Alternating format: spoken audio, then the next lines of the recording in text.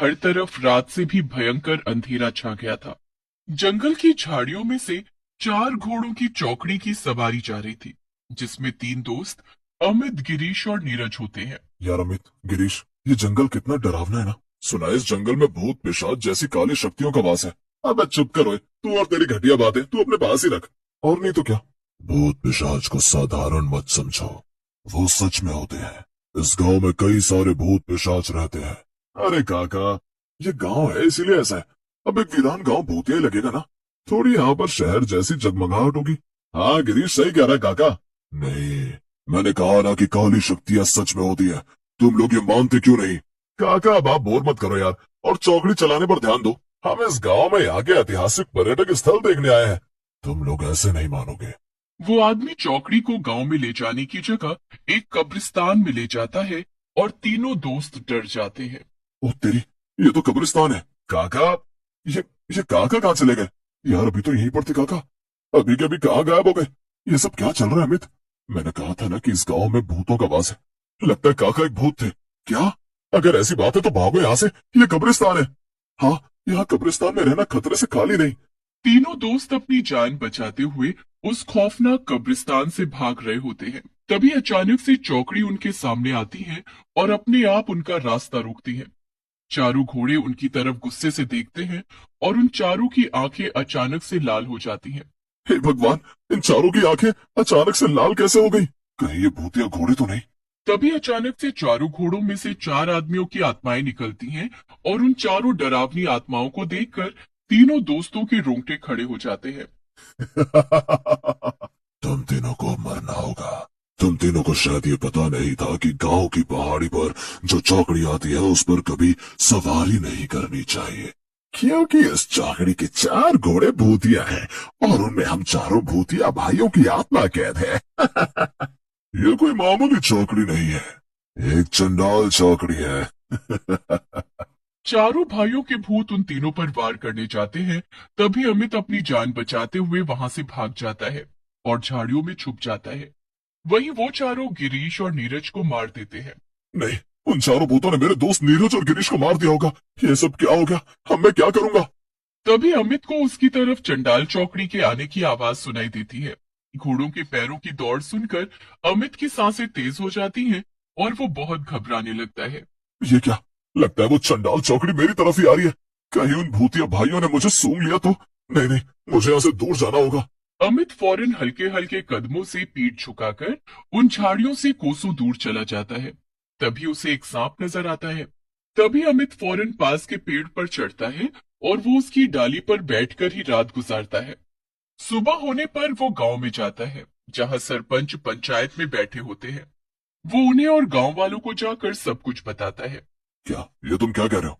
तुम्हें पता नहीं था क्या कि उस पहाड़ी पर वो चंडाल चौकड़ी हर रात मंडराती है और नए लोगों को फंसाकर वो चारों भाई लोगों को मारकर अपना शिकार बना देते हैं?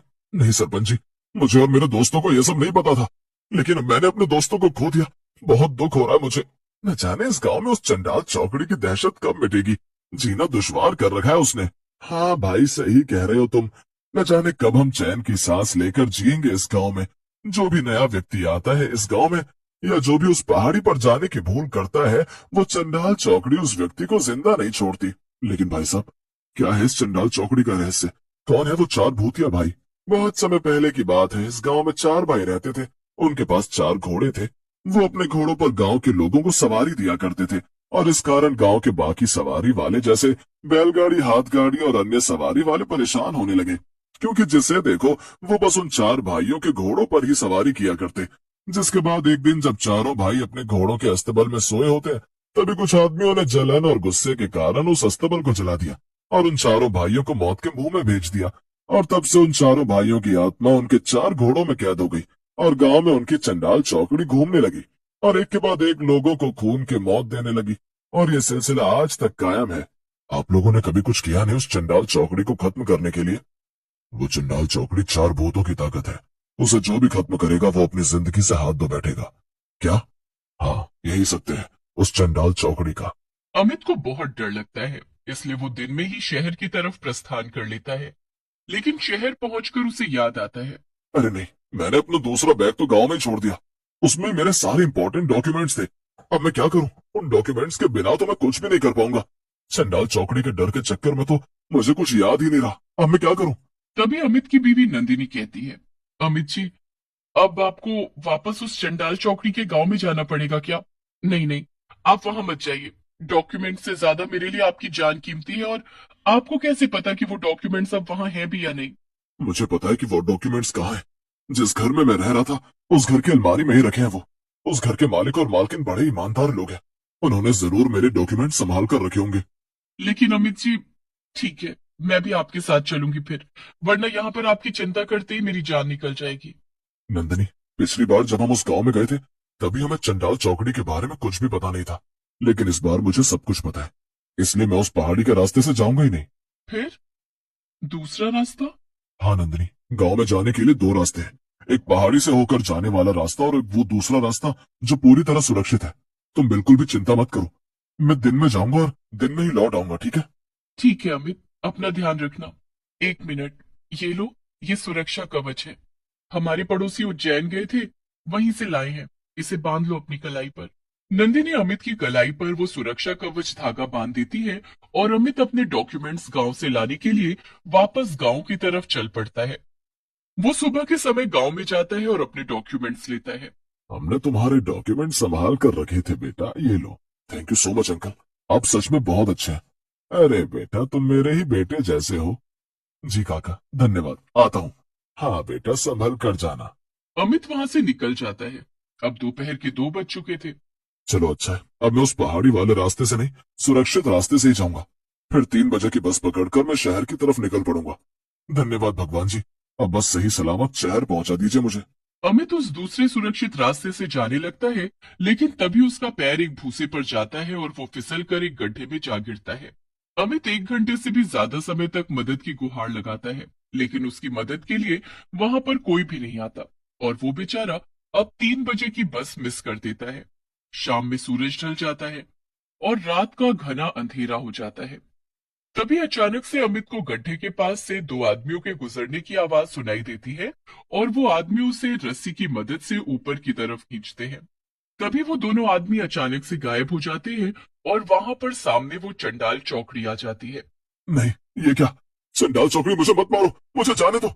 मैंने तुम चारों भाइयों का क्या बिगाड़ा है?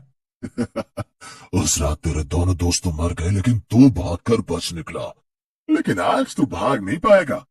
आज तो तुझे हमारे हाथों मरना ही होगा। जिसने चंडाल चौकड़ी देख ली उसे तो मरना ही पड़ता है।